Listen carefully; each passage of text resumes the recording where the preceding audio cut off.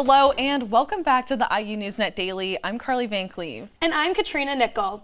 It was a relaxing Thanksgiving break for students here at IU as we close in on the end of the semester. Let's take a look back and provide a few updates for some of the stories we've covered here on IU NewsNet Daily.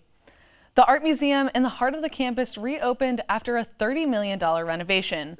Art lovers from all over have waited over 3 years for this. The Sydney and Lois Eskenazi Art Museum opened November 7th with a weekend-long museum festival, including guided tours, live music, and a dance performance.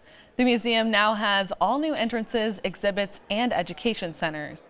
So we are so excited to be here at opening day, have the doors open. We've been waiting for this day, a lot of planning, and I think we're really pleased with where we're at. Also inside the Art Museum, you can find a coffee shop, a lecture hall, and an additional 20,000 square feet. Entrance to the Art Museum is free of charge.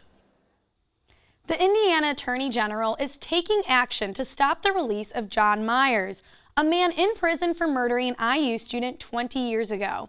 The Indiana Attorney General's office filed an intent appeal with the 7th Circuit Court on the decision to release Myers, who was convicted in 2006 of killing IU student Jill Behrman, and who went missing 6 years earlier. Myers was sentenced to 65 years in prison, but last September, a judge ordered Myers to be either released or retried because of ineffective counsel. The court says his lawyers made mistakes in his case. The state has roughly 2 months to decide if they will retry the case. Now for another big news story of the semester. On October 13th, a shooting occurred outside the Brick House. But what has happened since then? Tenants of the Brick House and several other students turned in a petition with over 3,000 signatures. The petition called for expanding IU Notify alerts and justice for the tenants of the house. Roughly 2 weeks following the shooting, the tenants moved out voluntarily.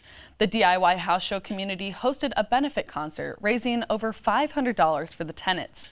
And on November 13th, the IU student government and the union board sponsored a discussion on gun violence at the Wittenberger Auditorium.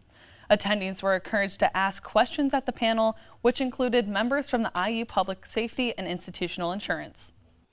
And for news just outside of Bloomington, on October 30th, over 100 people came to witness the auction of downtown Nashville, Indiana. Much of the town was for sale to the highest bidder. 12 of the 16 properties for sale from Andy Rogers' estate, a local property mogul who had died, went under the hammer. Many properties were sold to locals, but some were sold to people out of town that had connections to the Nashville area. Some shop owners and residents said they are nervous about how the outcome stands to change their town. My shop has been here since 1952. We're the oldest shop in town. This shop is more than a shop. It's my family. It's my inheritance. It's my legacy. Everyone that was here to bid on the properties were to bid on them because they love Nashville and they want to continue Nashville's heritage. Andy Rogers' youngest daughter, Andrea, purchased 3 of the properties for just over $1.2 million. Her father's home and land, as well as the Antique Alley property consisting of 15 shops. Now, something you might be seeing every day here on campus. Students walking through the Arboretum this semester have witnessed the development of the bell tower construction. Installation of the first of 65 Metz Carillon bells began on October 10th. With that many bells, the tower will be one of less than 30 Grand Carillons worldwide. The renovation and building of the bell tower is part of IU's bicentennial celebration.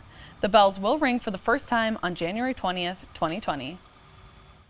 And that's all we have today for the IU NewsNet Daily. Be sure to check out our Facebook and Instagram page. I'm Katrina Nickell. And I'm Karli VanCleave. We'll see you Thursday for the full IU NewsNet show and all the latest Bloomington news that's important to you. Thanks for watching.